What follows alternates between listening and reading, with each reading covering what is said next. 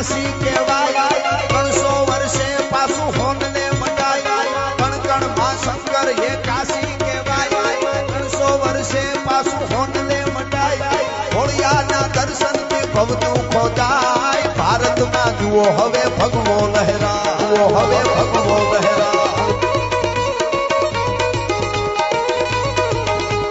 સનાતન ધર્મના હારા કામ થાય ભારતમાં જુઓ હવે ભગવો લહેરા